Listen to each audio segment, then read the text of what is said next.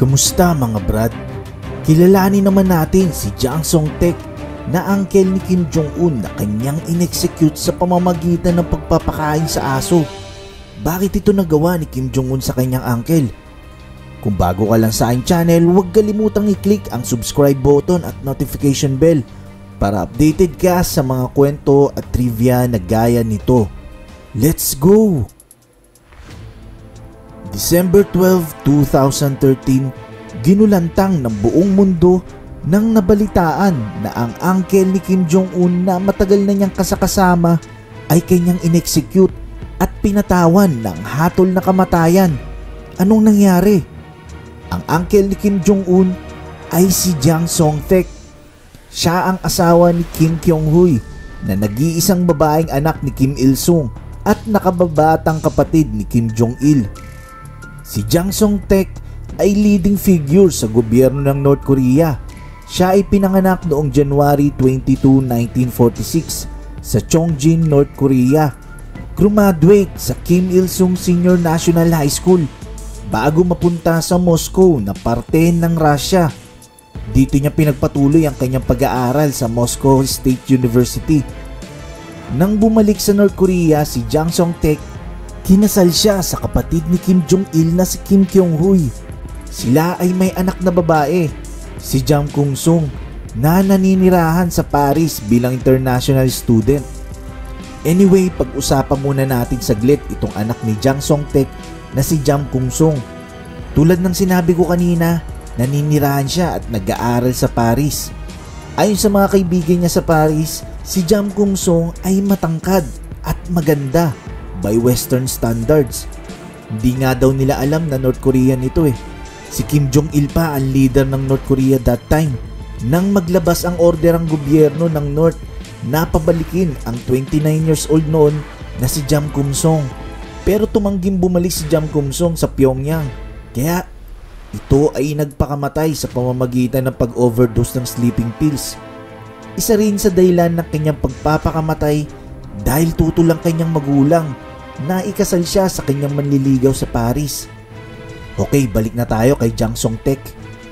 1970s nung nagsimula siyang humawak ng series of position sa Workers' Party of Korea o WPK. Siya ay unang naging instructor sa Pyongyang City Committee of the Workers' Party. Na-demote siya at inalis sa Workers' Party at naging manager na lang ng paggawaan ng bakal sa Nampo. Ang Nampo ito ay city at seaport na matatagpuan sa bandang south ng Pyongyang. Nakarecover lang ang kanyang karir nang siya ay naging deputy director o vice director ng Youth Work Department of the WPK Central Committee noong 1982 at kalaunan naging director na noong 1985. Siya ang unang nahalal ng Supreme People's Assembly o SPA, isang nominal parliament ng North Korea noong 1986. Noong April 1989, si Jang Song-taek ang pinili bilang People's Hero. June 1989 naman, nahalal siya na maging alternate member ng Central Committee of the Workers' Party of Korea. Noong April 1992, siya ay itinanghal bilang membro ng tinatawag na Order of Kim Il-sung. Ang Order of Kim Il-sung ay isa sa pinakamataas na honorary title na ibinibigay sa matapat at loyal na miyembro ng Workers' Party ng North Korea. Bahagi ito ng kanilang award system. Miyembro rin siya ng funeral committee ni Kim Il-sung noong 1994. Tapos, na-appoint din siya bilang first deputy director ng WPK's Organization and Guidance Department noong November 1995. 2006, sinama ni Kim Jong-il si Jang Song-taek sa isang official visit sa China. Noong October 2007, kinumpirma ng Korean Central News Agency na si Jang Song-taek ay na-promote bilang kauna-unahang Vice Director ng Workers' Party of Korea with oversight responsibility sa police, judiciary at ibang area sa internal security. Inappoint din siya bilang Director ng Administration Department, isang old agency ng Workers' Party na inabolish na noong 1990 at nirecreate sa pamamagitan ng paghati sa organization department. Nahalal din siya bilang Vice Chairman ng NDC o National Defense Commission noong April 2009. Sa panahong ito, siya ay sobrang close sa leader noon na si Kim Jong-il, na tatay ni Kim Jong-un. Mula pa kay Kim Il-sung talagang hinahangaan na itong si Jang Song-taek. Dahil sa kanyang mga promotion na natanggap, ito ang nagdala sa kanya para maging key executive deputy na siyang pumapangalawang pinakamataas sa leader na si Kim Jong-il. Ang pag-angat ni Jang Song-taek ang isa sa naging dahilan kung bakit naging leader si Kim Jong-un. Siya kasi ay naging parte sa desisyon na si Kim Jong-un ang dapat ipalit sa namayapang ama na si Kim Jong-il at hindi si Kim Jong-nam. Ayon kay Wang Jang-hyup na isang mataas na opisyal ng North na tumakas patungo South Korea, si Jang Song-taek ay isa sa tinitingnan noon na posibleng ipalit kay Kim Jong-il nang si Kim Jong-nam na panganay na anak nito ay tinuring na traitor ng bansa dahil sa tangkang pagbisita sa Tokyo Disneyland sa Japan. Ibig sabihin, never talaga naging candidate si Kim Jong-un para pumalit sa amang si Kim Jong-il dahil hindi naman talaga ito panganay. At si Jang Song-taek, kung titingnan sa kanyang karanasan, pagiging loyal at sa mga natanggap na parangal mula pa sa founder na si Kim Il-sung ay nanunungkulan na ito at tapat sa bayan, mas karapat dapat talaga ito kaysa kay Kim Jong-un. Ngunit, pinigilan nitong mangyari ng mga ilang ganid sa kapangyarihan na naiinggit sa kanya. Kaya para wala nang maging issue, hinayaan na lamang ni Jang Song-taek na si Kim Jong-un ang pumalit bilang leader ng North Korea. December 25, 2011, pinakita ng North Korean television for the first time na si Jang Song-taek ay nakasuot ng military uniform at makikita sa uniforme nito bilang 4-star general. Nagpapakita ito ng loyalty at commitment sa bagong upong leader ng North Korea na si Kim Jong-un. Hindi lang siya ang nag-push kay Kim Jong-un na maging leader, kundi siya rin ang gumabay dito sa lahat ng mga kailangan niyang gawin, lalo na nung bago pa lang siyang leader ng bansa. Pero bakit nga ba in-execute ni Kim Jong-un ang kanyang uncle? Okay, simulan natin dito. Si Jang Song-taek, bagamat isa sa tinatawag na political elite ng ilang dekada sa panunungkulan under Kim family, nangarap din ito na ireforma ang bansa.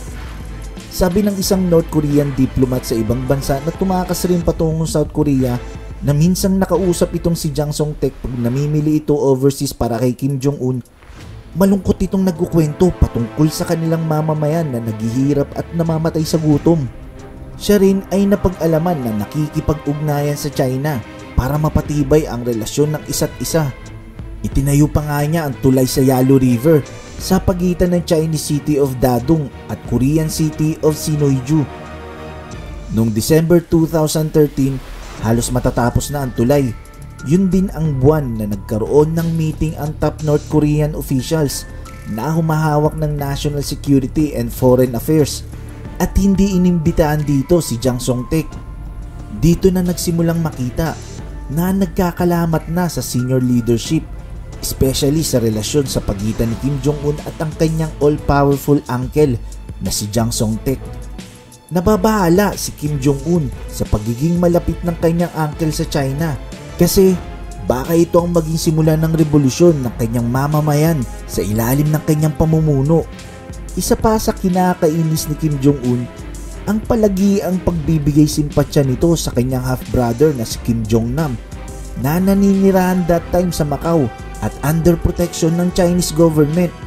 Ang pagbagsak ni Jang Song-taek ay nakakagulat talaga na pangyayari para sa karamihan. Si Jang Song-taek ay guilty sa kasong treason dahil sa kanyang di umano pag-traidor nito sa sariling bayan.